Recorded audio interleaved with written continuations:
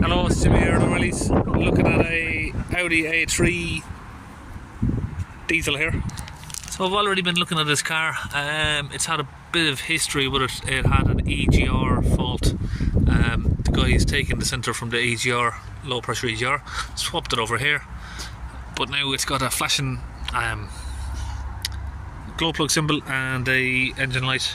So using my launch Eurotab 3 here, I've already been looking through it. So these were the fault codes we had: soot accumulation in the DPF pressure sensor, a circuit. That's why I've had to sort of start halfway through the video, because we had to go away, get a sensor.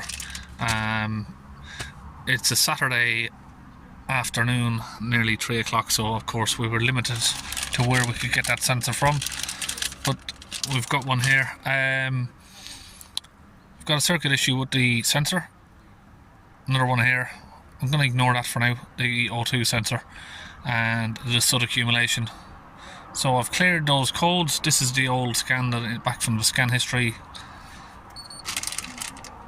Had the engine running now, so we'll rescan it and see what codes have come back. Okay, we have a P2456 particle filter pressure sensor circuit, so it's pretty straightforward. Very common, just needs a new sensor basically, and we have a soot accumulation code, so let's see what's going on there. These are a little bit confusing with all the different, adaptive value 864. I think we need the one that says raw value. This one, what's going on there? So we can see the soot grams 80. Just go through.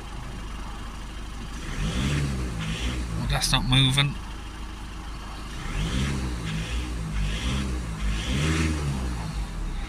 Let's just go back out of here and try and get the proper data stream up here. Okay, we're going to get this pressure sensor off here. T30 Torx. Got the new sensor, well, the old sensor off. Just unplug and the clip out there. So before I fit the sensor, I'm going to check it with a manometer and start the car up.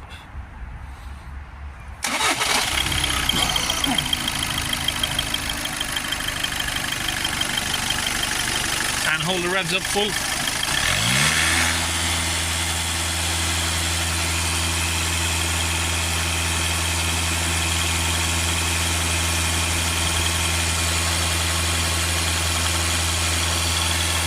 Let it idle.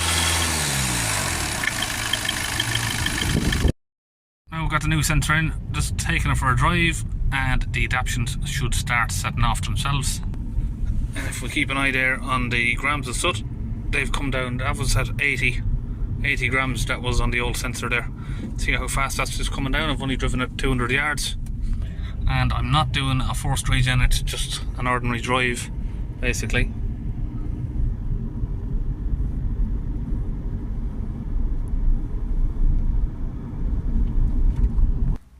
Okay, so I'm gonna go into now special settings. Where are we? Can't see it here. Go back. Special functions. We're gonna learn in the new sensor DPF matching, injector matching. Can't see the one for the sensor at the minute. Where is it? We'll do that one for now anyway. If it'll work, we might have to go in and try it in a different... Oh, there we go. Differential pressure sensor, adaption. Okay.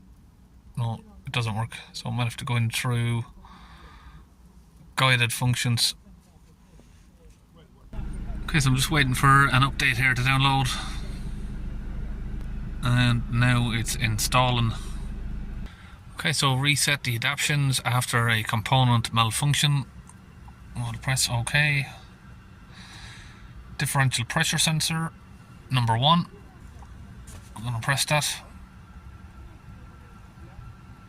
Switch the ignition off. Press OK.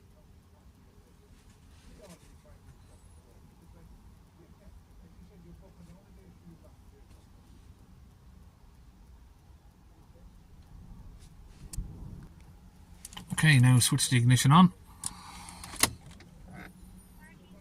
Press OK again. That's performed successfully. So we can go back. Let's do a replacement. We'll just do a replacement of the particle filter, just so it's all starting from scratch. All the values are going to be reset, because according to the car, the DPF is finished, needs a new one. Basically the grams are at 80 grams, and what that means is the grams are too high to even let it do a regeneration, it was saying. So just going to get all that reset so there's no confusion. Oh, what's happened there? Come on. So having a look here, I think the DPF pressure looks a bit concerningly low, a bit too low from where it should be, but the grams have come down. So all I can suggest now is, if the car is fine with that, is just to let it be, but the pressure is a little bit too low, which may suggest some sort of DPF damage. Now we've had it on a test drive there, so let's go back, read the fault codes. So that code hasn't come back. Of course it would just come back before we changed the sensor, it would come back within a short drive like we've done before, like I showed you.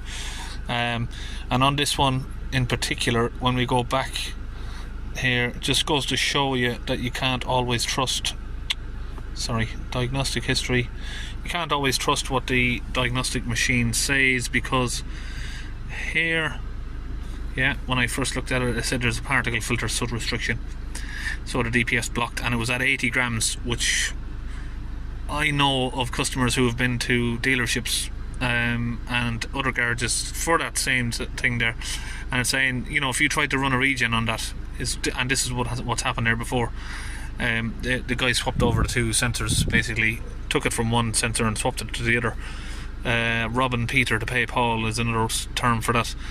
It's pretty pointless really, taking apart from one end of the car and just swapping it around. But when you try to do a regen with that code and the grams are at 80 grams, it'll tell you that the regen is not possible and it needs a new DPF. And in fact it's the opposite way around. The DPF pressure is not high at all, it's a little bit too low.